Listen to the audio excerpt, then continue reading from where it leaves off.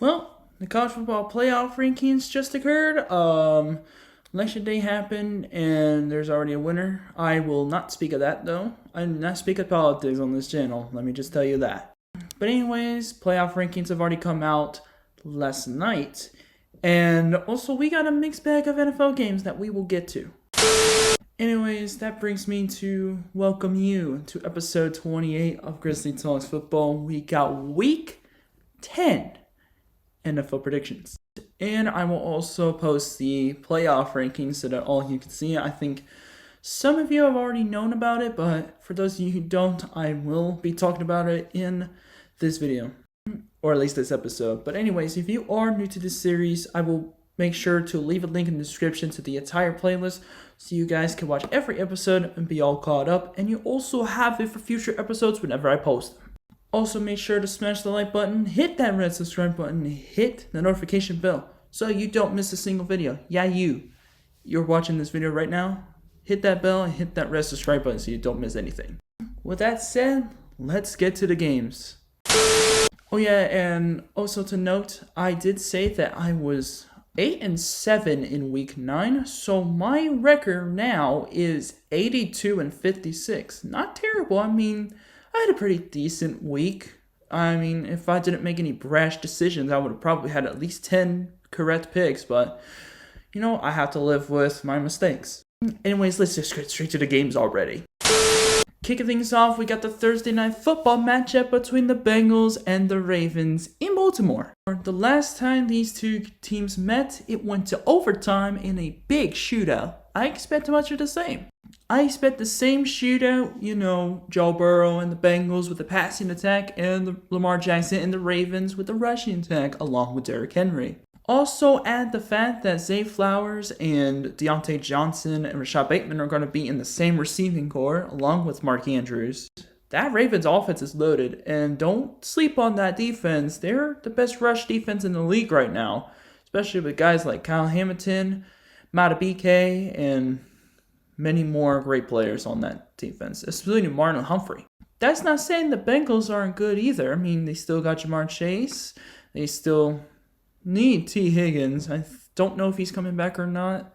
I haven't really fact-checked that. He might be coming back. I'm not sure. But Joe Burrow's also there at quarterback. Running backs, I don't think they're going to have a good time. That's why I did not start Chase Brown. But as much as I want to pick the Bengals right now, I just can't. Baltimore is just way too good, and I have the Ravens winning by a score of 41-38. This is going to be a battle. And like I said before, if you let Baltimore get a lead, it's going to be difficult to get them out of that lead. And I think the Ravens are going to run away with this one, never give up the lead, and they are eventually going to have the lead late in the game and run the clock out on the Bengals, and they just won't have any time to respond. Next up, we got the Sunday morning game in Munich, Germany between the New York Giants and the Carolina Panthers. Blech. This matchup is horrible. I'm not paying to watch this game. Let's just get this over with. Giants win 24-17. I see this being close because of the Giants, but this could potentially be ugly for the Carolina, especially since Giants have a great defense, like for most of the season. Offense leaves more to be desired, but I think Daniel Jones will be just fine against Carolina's defense because, man, that defense is terrible. Anyways, enough chit-chat about this Munich game. This is going to suck. Kicking out the Sunday 1 o'clock slate, we got the Pats playing at the Bears. I am never picking New England again. I picked them against the Titans, and sure enough, they lost in overtime. Yeah, Chicago's going to win 28-14. I just do not see Patriots getting the lead ever in this game, unless it's early in the first quarter. Caleb Williams had a pretty rough game against Arizona, but this is against a much easier team, so he should be very comfortable against New England. Jarrett Mayo, you got a long way to go. You got to get a lot of talent at every position because you are in for a rough year, especially with arguably the worst roster in the league. Chicago's defense is just going to eat Drake May or Jacoby Brissett alive, depending on who's playing quarterback. Next up, we got the 49ers at the Bucks. If you told me this was going to be a matchup in the preseason, I would have said this would have been an incredible game, incredible shootout, should I say. But no, this is an injury bowl. for sure. But I seriously don't give a shit if the Bucs took the Chiefs to overtime in Monday Night Football. Their best two weapons are still hurt. And San Francisco is just way more of a balanced and overpowered roster than Tampa Bay right now. I say 49ers win 24-20. And also I heard that Christian McCaffrey's going to be coming back. Hopefully. Yeah, Bucs are cooked. And now we got the Broncos at Kansas City at the Chiefs, who are still undefeated. Kansas City wins 31-14. I'm sorry, Denver, but I just can't trust you guys right now, especially at Arrowhead against the Chiefs, who are still on a winning streak right now. The past two games, Patrick Mahomes has actually played well. I know it was against the Raiders and the injury-riddled Bucs, but they still found ways to win. That's really all I can say about the Chiefs right now. Broncos, you are full of surprises, and I'm actually quite excited to see what you can pull this game after that embarrassing loss against the Ravens. Next up, we got the Bills playing at the Colts. There's just no way that even with either quarterback, Indianapolis is going to win in Lucas Oil against this Buffalo team. I see Buffalo winning 31-20. Can't trust Indy, and Buffalo Bills have been red hot this entire first half of the season, and they will continue to do so. Yeah, just like the Bucs, the Colts are cooked. Up next, we got the Steelers at the Commanders. Oh yeah, and just a reminder, the teams that are on bye this week are the Seahawks, the Packers, the Raiders, and the Browns. Anyways, this is going to be a very tough matchup to pick. On one hand, you got a good offense and an elite defense against an elite and a pretty elite offense and a defense that just got Marshall Lattimore. These two teams made some key acquisitions in the trade deadline. Steelers got Mike Williams and Preston Smith, and like I said before, Marshall Lattimore went to Washington. This is going to be a hard matchup because you got a team that is really good at not turning the ball over and a team that's really good at forcing turnovers. But Steelers aren't the best at defending the pass. I see Jane Daniels throwing for like at least 200 yards and Terry McLaurin at least getting 100 yards or a touchdown. As much as I am a believer in defense winning championships, I see Washington winning this game 34-31. I see this going to overtime. Washington has been the story of the NFC besides the Lions. They have been absolutely amazing this entire season, and I hope they continue to do so. Not saying that Pittsburgh was bad either, because they're actually good as well. I think they're leading the AFC North, if I'm sure, or maybe it's the Ravens, I don't know. But they are still good. I just think Washington is going to pull something and land over against the Steelers that they have not seen coming. And they're going to win based off that. Up next, we got the Vikings at the Jags. Vikings win 35-17. There's just no chance Jacksonville has against Minnesota, especially with the defense. Vikings have looked unstoppable, and boy, did they prove that on Sunday Night Football. I thought maybe the Colts would win for some stupid reason, and Minnesota proved me dead wrong. I see you, Sam. Doug Peterson, you might as well just go off the season now. You might as well just go after somebody that will help the team more than Trevor Lawrence ever could. I'm not saying they're going to get a quarterback, but get somebody to help them out. And the final game of the 1 o'clock slate on Sunday is between the Falcons and the Saints. I picked Atlanta against the the Cowboys, and I gotta be honest, the Saints are in too much of a shithole right now, especially after losing their head coach and one of their best defenders. Yeah, I see Atlanta winning 31-20. The last time these two teams met was in Atlanta, and it was actually a close game. I see no more than 2-possession game for this one, especially with how bad the Saints have performed. Alvin Kamara will have a solid game. Derek Carr is going to have some trouble against the passing game, and Kirk Cousins is really going to dice up that secondary without Marshall Lattimore. Yeah, Falcons got this one, hopefully. Kicking off the Sunday 4 o'clock slate, we got the Titans at the Chargers. Chargers win 38-10. I have nothing to say to the Titans except you guys suck. The Chargers defense had a heck of a game against the Browns, and Browns are better than the Titans, I will say that. Yeah, Chargers are going to have another great game on both sides of the ball. Next up, we got the Jets playing at the Cardinals. Now, this game, yeah, this is going to be difficult as well because both these teams have a solid defense and a pretty good offense. I mean, both of these teams kind of balance out. If both teams have like an even offense and defensive place, how like the way they play, it really comes down to who can score more points.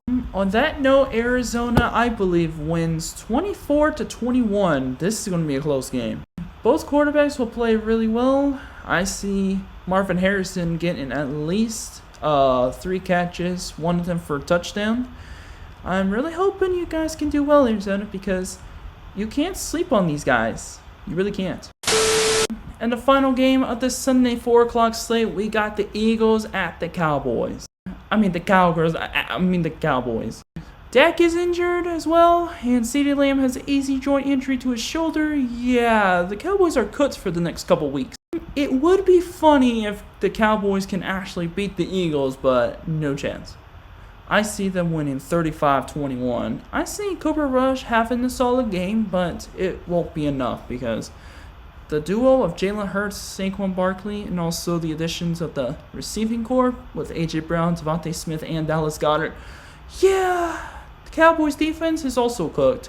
And the Cowboys offense, yeah, I have no faith in it whatsoever. Cooper Rush, I hope you have a good game, but it's not going to be easy.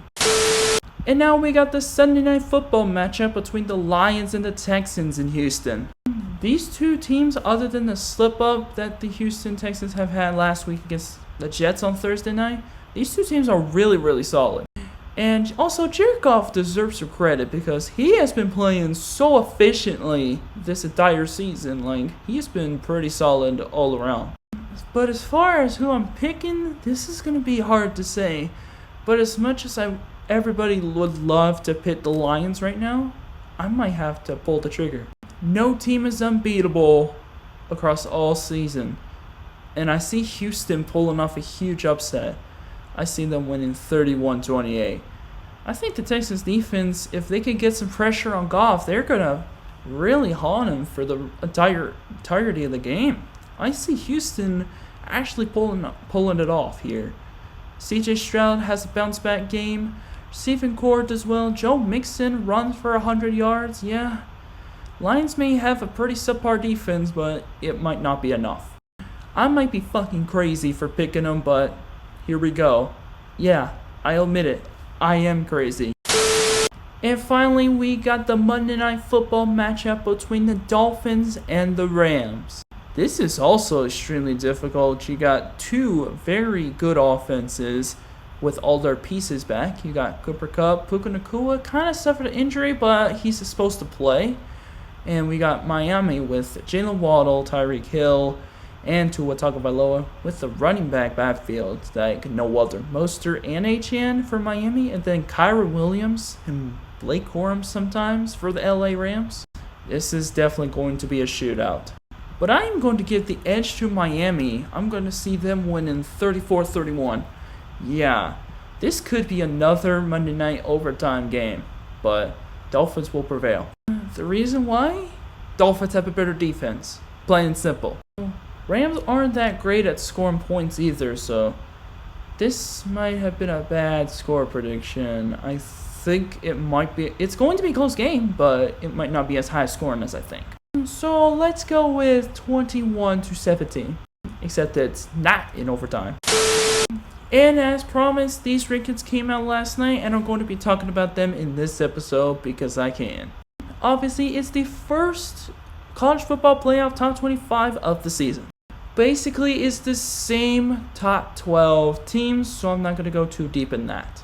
I'm going to be talking about the bottom 13 teams in here.